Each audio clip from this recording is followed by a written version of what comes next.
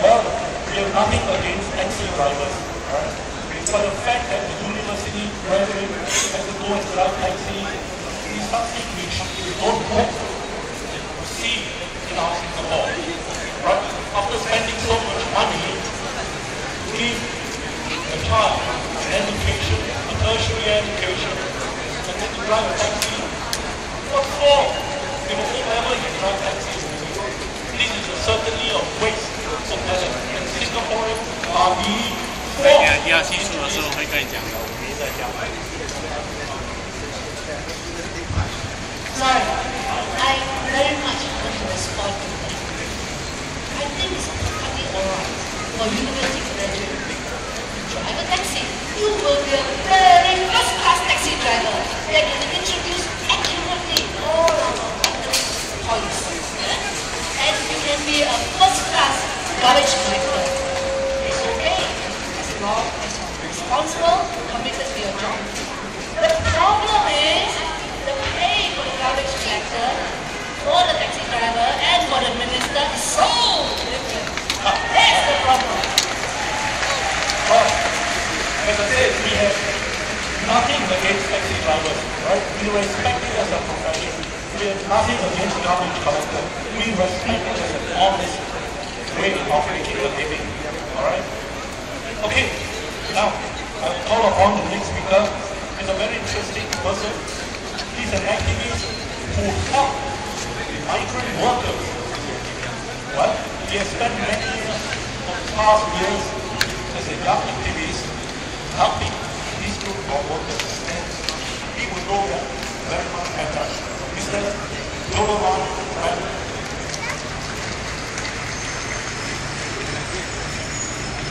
Hello and good evening everyone.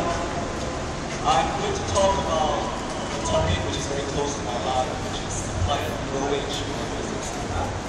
I'm a social worker, and in my years of experience doing social work, I have come to realize and also tell our policymakers that Singapore has one of the highest income inequality rates in the world. The wages of the poor have not increased in material terms, and the cost of living continues to escalate.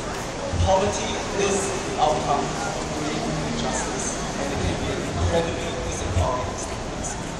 Your dignity is trampled upon, you suffer in silence, you suffer in desperation, and you suffer in isolation. The poor may not dare to speak up and make themselves heard because they feel shameful, and they don't want their relatives and friends to know the difficulties and suffering they're experiencing. In Singapore, there are many families and individuals who are struggling just to make ends meet. But many of them don't need handouts, and they most certainly don't need another NTUC voucher. What they need is a decent wage, decent hours, and decent working conditions. But not only does the government continue to have policies which keep the poor poor, but will still continue to blame them for poverty. The poor are constantly told, and shamefully enough by the unions, that they are lazy, undecided, and they need to buck up and they want higher wages. But how can our low-wage workers earn as little as $600 a month, work shifts, and regular days off, come in between 12 to 16 hours a day, and time for upgrading this industry? How can they be more productive when they are exploited? Many of them may not have CPF or medical benefits, and some of them have illnesses and have huge medical bills that they cannot pay off. And many of them are afraid of creating trouble for fear of losing their jobs. Now, our local poor will continue to be poor, they will continue to be exploited as long as we continue to recruit hundreds or thousands of migrant workers to replace them. As a social worker who works on migrant labor issues, I have seen Bangladeshi workers who work in our shipyards, remind you our number one port in the world, our Tamil shipyard, Sembawang Jurong shipyard, and they are earning $1.50 per hour. And there are some who even earn $2 per hour. These are the regular wages that many of our low-wage migrant workers are working at. How are our local workers ever to compete on such wages? These men are from poverty-stricken countries of Bangladesh, India, and they may pay up to $9,000 to recruiters in their countries of origin just for the opportunity for a better life here. I have seen many of these migrant women and men who have become injured at work, suffer from debilitating injuries and accidents while they're building our MRT stations, our schools, and our homes. I have seen how many employers refuse to house them, refuse to provide free medical attention. So when they become a liability, they're ignored and they're discarded. And I have even seen employers resort to hiring men from security companies with gangster-like behavior and will assault and forcibly treat them. Many of these women and their colleagues as cleaners, kitchen assistants, waiters, and waitresses are able up to 16 hours a day, 7 days a week. In most unfortunate cases, they are victims of human trafficking and have received into jobs and working conditions that they have not expected. With such miserable working conditions, where can we find a place? Where can they find a place in our society?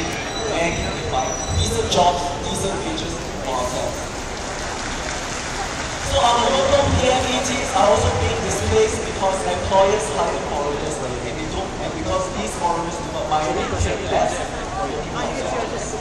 Their salaries are not high enough to cope with the cost of living, and when they are unfairly dismissed or retrenched, they have limited means to seek redress, nor do they have unemployment benefits and insurance to help them cope.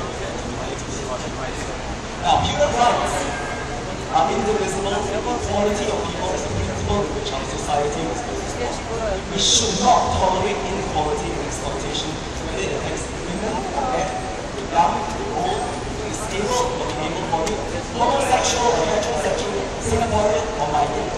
So instead of drawing false distinctions, a more sustainable, inclusive approach is ensuring that the structures and policies which result disadvantaging everyone are changed. Therefore, when we have measures which aim to sharpen the distinction between Singaporeans and foreigners, it creates a false divide. When the blame lies not with foreigners but with our government and our immigration policies. And it was these policies which supposedly put Singaporeans first just create an illusion of citizenship entitlement. In actual fact, no substantial change has happened because the real issue of inequality, exploitation, and social justice is not addressed. All the problems that we have unleashed, such as locals being displaced from our jobs, overcrowded transportation, stress wages, inadequate hospitals, are due to the fact that we have overly liberal immigration policies, inadequate social protection, and lousy labor laws.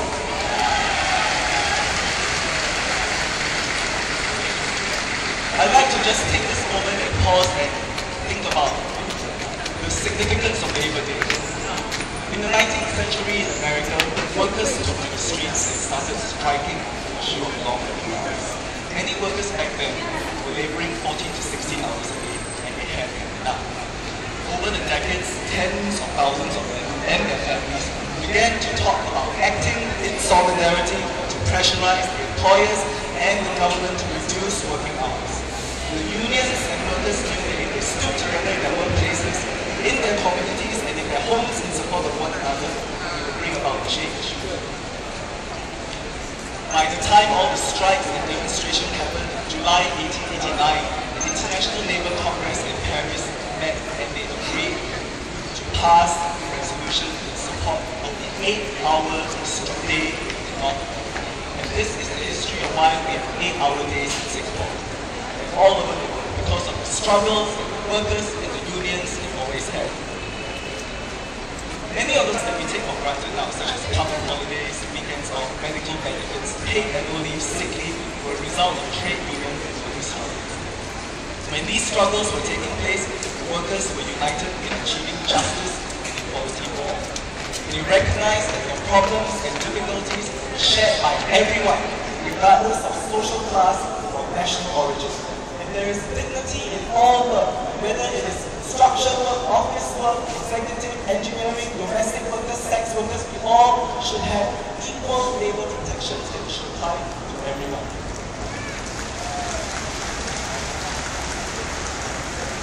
I would like to end by thanking Nizam who have resigned from the Association of State Professionals, for his courage of standing up to the state, refusing engaging in race-based politics.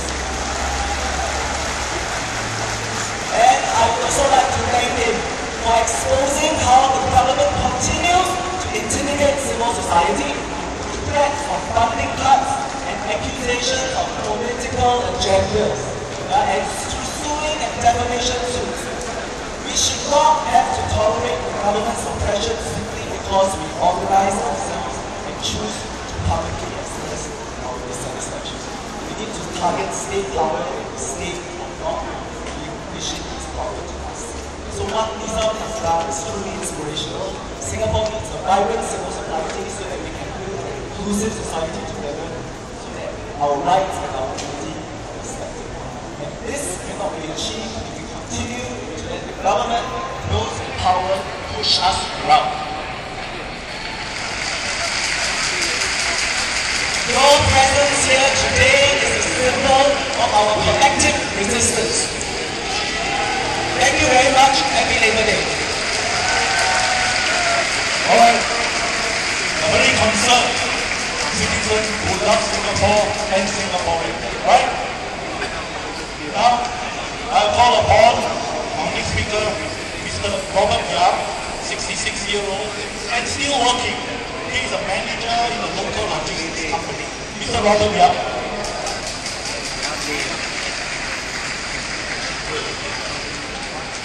A very good evening, Singaporeans.